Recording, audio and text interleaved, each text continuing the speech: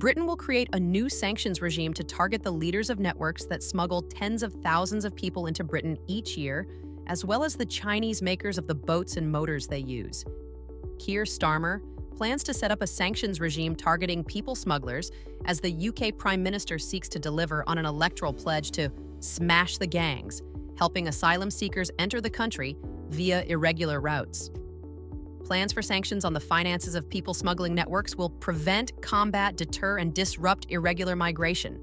David Lammy, the Foreign Secretary, told an event in London on Thursday as he called the work of his department, the Foreign, Commonwealth and Development Office, FCDO, critical in tackling the issue. It comes as the government announced that sanctions will target the finances of people smuggling networks as part of efforts to stop people crossing the channel in small boats. Under huge political pressure to cut the numbers arriving in small boats from France, the government said the laws would complement other reforms. We will target those profiting off putting lives at risk and disrupt the gang's finances, Interior Minister Yvette Cooper said in a statement. Gang bosses, middlemen, and professional enablers, such as lawyers and accountants, involved in facilitating illegal immigration will risk having their assets in the UK frozen and the imposition of travel bans to Britain. David Lammy said Britain would pursue the makers of the boats used by migrant smugglers. Speaking to Sky News on Thursday morning, Mr. Lammy suggested that manufacturers of engines used on small boats to cross the channel could be among those in line for financial sanctions under the new regime. He told Times Radio, "Let's go after the manufacturers of those engines, many of whom are in China. Let's deal with the organized criminals who are not just trafficking people, but they traffic guns and other things." He told Times Radio many of the manufacturers were from China. Asked by the BBC whether the government would sanction those businesses, Lammy said, "Absolutely, because when you look at those boats, where do the engines come from? Where does the rubber come from?" The Chinese embassy did not immediately respond to a request for comment. Lammy said the UK would be the first country in the world to develop legislation for a new sanctions regime specifically targeting irregular migration and organized immigration crime. The move to sanction Chinese boat and engine manufacturers marks a significant escalation in the UK's approach to tackling irregular migration. By targeting the supply chain behind the dangerous crossings, Britain seeks to disrupt the availability of vital equipment that enables smuggling operations. These sanctions aim to hold manufacturers accountable for indirectly supporting the exploitative activities of smuggling networks. Critics, however, question the practical impact, as many of these firms operate outside UK jurisdiction. Regardless, the government views this as a strategic step in its broader effort to dismantle the financial and logistical frameworks enabling human trafficking. This policy underscores Britain's intent to address migration challenges by intervening at multiple levels of the supply chain. David Lammy further said, "This government, from the Prime Minister down, sees this challenge for what it really is. There are some who argue migration is not a progressive issue. They are quite simply wrong. There is nothing progressive about leaving the most vulnerable exploited. Nothing progressive about letting criminal gangs get rich and drive more crime onto the streets of Britain."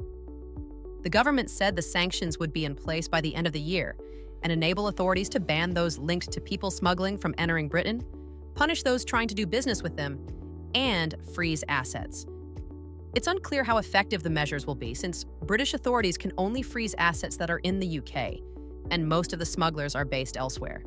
Labour Prime Minister Keir Starmer was elected in July and immediately ditched the previous Conservative government's plan to deport illegal migrants to Rwanda as a deterrent, instead switching focus to breaking up the gangs that organize crossings.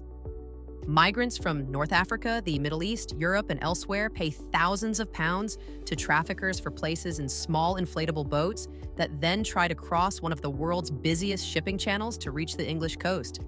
Dismantling people smuggling gangs and international cooperation has been at the center of Labour's plans to reduce small boat crossings. Sir Keir's under pressure after canceling the Tories' stalled Rwanda deportation scheme and diverting a bulk of the money towards a new Border Security Command, BSC. The BSC is backed by £150 million in funding, which will be spent on new technology and more intelligence officers to crack down on networks facilitating migrants crossing the channel. More than 36,000 people made the dangerous journey in 2024, up 25% on 2023. This includes more than 20,000 people since Labor came to power in July, which party sources have blamed on good weather over the summer.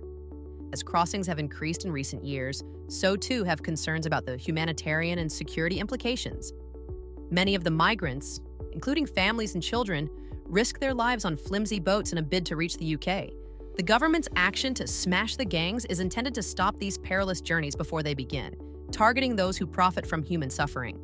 The sanctions plans have not yet been finalized, but the regime is likely to operate on similar lines to other sanctions, meaning asset freezes and travel bans for individuals or firms where there are reasonable grounds to suspect involvement in people smuggling. The sanctions regime would prevent them using UK financial institutions to invest or move money around.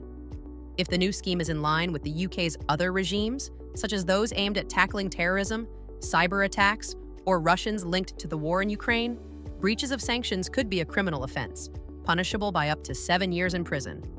The proposed sanctions regime represents a pivotal moment in the UK's immigration policy, setting a precedent for how nations can tackle irregular migration through economic measures. By freezing assets and imposing travel bans, the government aims to cripple the operational capabilities of smuggling networks. However, questions remain about enforcement, particularly against foreign entities operating beyond the UK's jurisdiction. Advocates argue that such measures send a clear message of zero tolerance for exploitation, while critics worry about potential unintended consequences, including the redirection of trafficking routes. As debates unfold, the success of this initiative may hinge on how effectively it collaborates with international allies to monitor, enforce, and expand its reach against those profiting from human suffering. The issue of illegal immigration via the English Channel remains a complex and divisive topic in the UK.